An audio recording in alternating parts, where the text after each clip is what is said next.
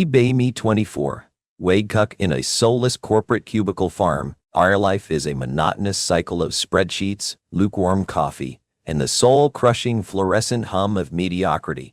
The highlight of my day is the 30-minute lunch break I spend eating a sad sandwich and browsing memes on my phone. At least the pay is decent. Allows me to afford my shitty apartment and my only real hobby, competitive gaming. Not some casual COD bullshit. I'm talking high level. Grandmaster tier StarCraft, 2 countless hours spent perfecting build orders, micromanaging units, and developing an almost psychic understanding of the game's intricate mechanics. It's my escape, my one true passion in a world that otherwise feels gray and meaningless. Enter her, let's call her Stacy, not her real name. But she embodies the very essence of the name, her perfectly manicured nails, a wardrobe that costs more than my car, and a smile that could charm the pants off a celibate monk. She works in the marketing department, a realm of vapid buzzwords and pretentious latte art that I despise with every fiber of my being. Our paths never should have crossed, but fate, in its infinite cruelty, decided to throw us together at a mandatory company social event. Or translation: a cheap-ass open bar with watered-down drinks and a DJ playing music so generic it could be used as a torture device. I'm in my natural habitat, huddled in a corner, nursing a lukewarm beer and trying to become one with the wallpaper. And suddenly, Stacy materializes in front of me, a predatory glint in her eyes. Hey, you're in my name, right? From the data analytics department? I manage a grunt of affirmation. My social skills atrophied from years of neglect. I'll saying you around. She purrs, her voice like honey laced with cyanide. You're always so serious. I shrug, unsure of how to respond to this sudden and unwanted attention. I bet you're a real wild one when you let your hair down, she continues, her hand brushing my arm in a way that's clearly meant to be seductive, but just feels clinical till I'm not an idiot. I know what's happening. Stacy is a notorious gamer girl, a term I use with the utmost derision.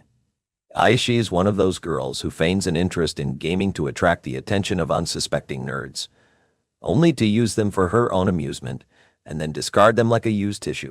I've seen her do it before, cycling through a new flavor of the month every few weeks, leaving a trail of broken hearts and empty wallets in her wake. He should have walked away.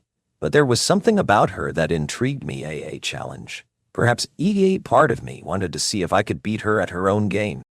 So I play along, feigning interest in her vapid conversation about the latest episode of some trashy reality show. Eventually, the topic shifts to gaming, as I knew it would. So I hear you're a big gamer, she says, her voice dripping with feigned admiration. I dabble, I reply, my voice a carefully constructed monotone. Oh, I love gaming, she gushes, her eyes wide with manufactured excitement. I'm a huge fan of League of Legends. I'm actually a pretty high rank, you know.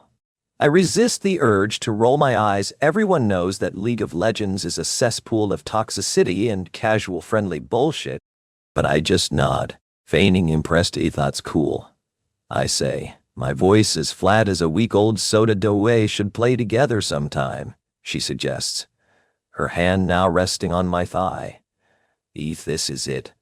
The moment of truth, the point of no return.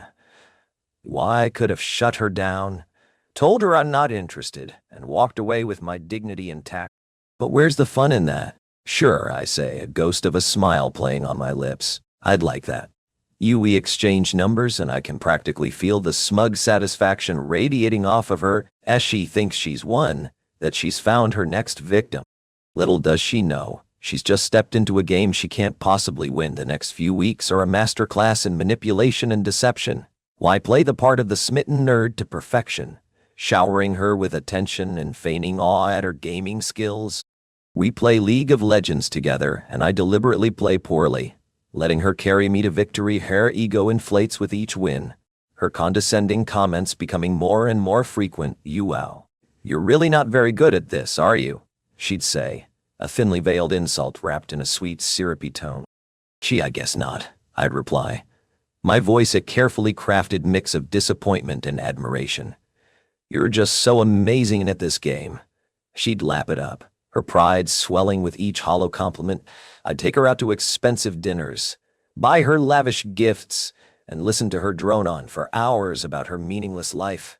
He was the perfect beta male, the ultimate simp. Or so she thought.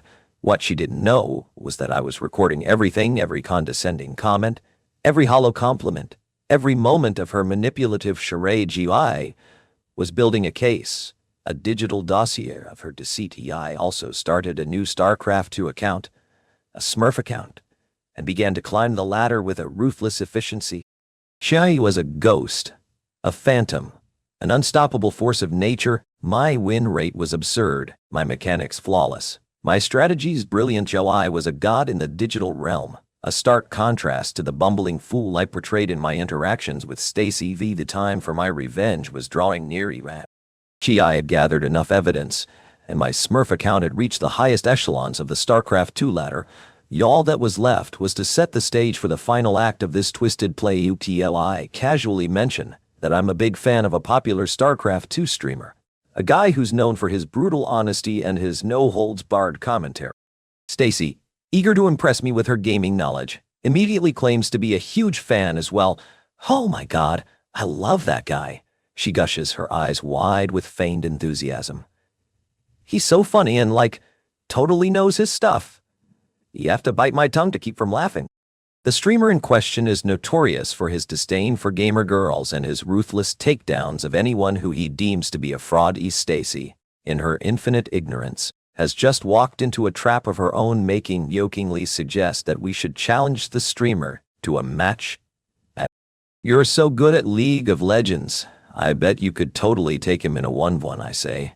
My voice a carefully crafted mix of admiration and encouragement. Our ego, now the size of a small planet, takes the bait. You really think so? She asks, her voice a mix of feigned modesty and genuine excitement. Totally, I reply, my voice a symphony of insincerity. You're like a pro-level player. I'm sure he'd be, totally impressed. She agrees, her mind already filled with visions of fame and adoration. She imagines herself as the gamer girl who took down the infamous streamer, a hero to the masses, a legend in her own right. The reality, I know, will be far more entertaining. Eddie pull some strings.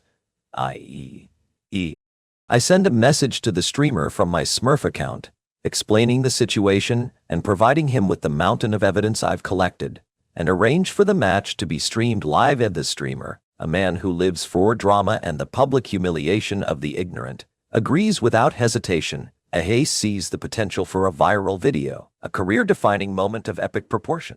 He's all too happy to play the role of the executioner in my carefully orchestrated passion play.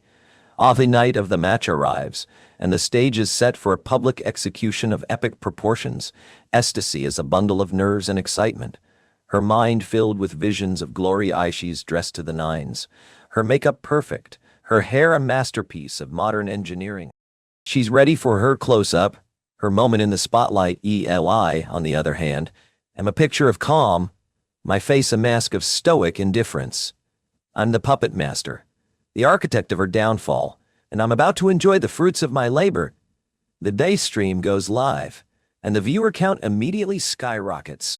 The streamer, a man with a cult-like following, has hyped up the event for days, promising a special guest and a match for the ages. He introduces Stacy with a flourish, his voice dripping with mock admiration. And here she is, the gamer girl who's been tearing up the League of Legends scene, the one and only Stacy. Stacy, basking in the glow of the virtual spotlight, gives a little wave and a dazzling smile. How she's in her element, the center of attention, the queen of the nerds. The streamer then introduces me, his voice a stark contrast to the fawning tone he used for Stacy. Ken hears her. Friend, my name? He says, his voice laced with a subtle hint of disdain. He's, a big fan.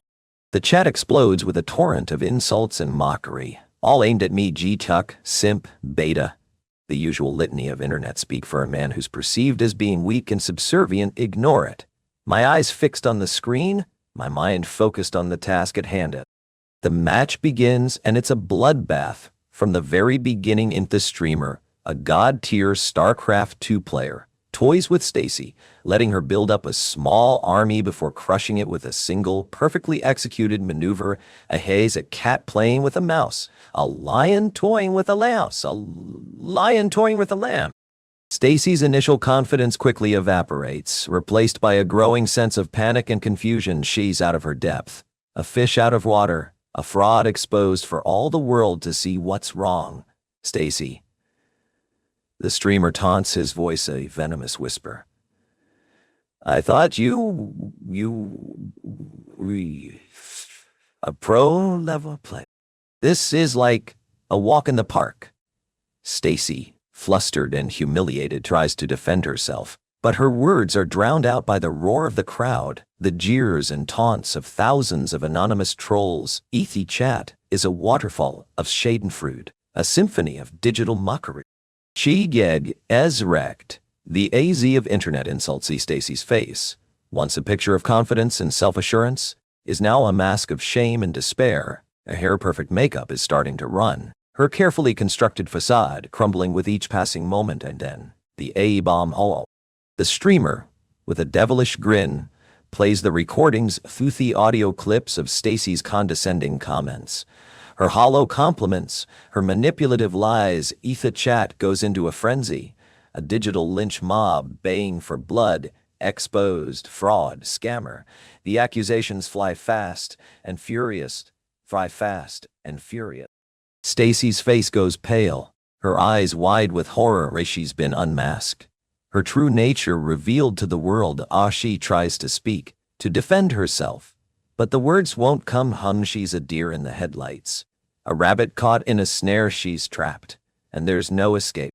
The streamer, with a final devastating blow, delivers the coup de grace. Now, for the grand finale, he announces, his voice a triumphant roar. It turns out that Emmy name, the simp, the cuck, the beta, is actually the #1 ranked player on the North American server. He pulls up my Smurf account's profile, my absurd win rate, my flawless match history. The chat goes silent. A collective gasp of disbelief, and then a new wave of comments, a new chorus of voices. A legend, God King.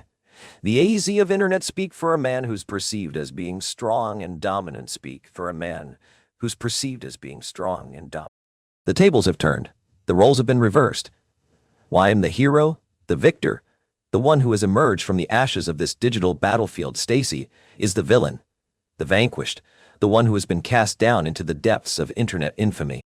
She looks at me, her eyes filled with a mixture of hatred, disbelief, and a strange, twisted kind of respect. You, she whispers, her voice barely audible over the roar of the crowd. You planned this all along. You say nothing. My face, a mask of cold, hard indifference. I'd simply give. It's a confirmation, a confession, a declaration of victory. Hits the final nail in her coffin. The last twist of the knife. Her face contorts in a mask of rage and despair, and she lets out a primal scream of frustration and defeat as she lunges at me, her perfectly manicured nails transformed into claws. But I'm ready for her. I sidestep her clumsy attack, and she goes sprawling to the floor, a pathetic, sobbing mess. The streamer, ever the showman, ends the stream with a final triumphant flourish. And there you have it, folks, he announces, his voice a booming crescendo. Justice has been served. The queen is dead. Long live the king. The aftermath is a beautiful, glorious mess. Stacy is fired from her job, her reputation in tatters, her life in ruins. She becomes a pariah, a social outcast, a cautionary tale for all the other gamer girls who would dare to follow in her footsteps. Each AI, on the other hand, become a legend, a folk hero in the gaming community, a symbol of rebellion against the tyranny of the ignorant and the arrogant. Ain offered a lucrative sponsorship deal, a chance to turn my passion into a profession. I quit my soul-crushing corporate job and dedicate myself to the one thing I truly love. I am fulfilled. Sometimes, when I'm feeling particularly nostalgic, I'll watch the recording of that fateful stream while I'll watch Stacy's face crumble, her confidence shatter, her world burn hand. I'll smile, a genuine honest-to-God smile, a genuine honest-to-God smile.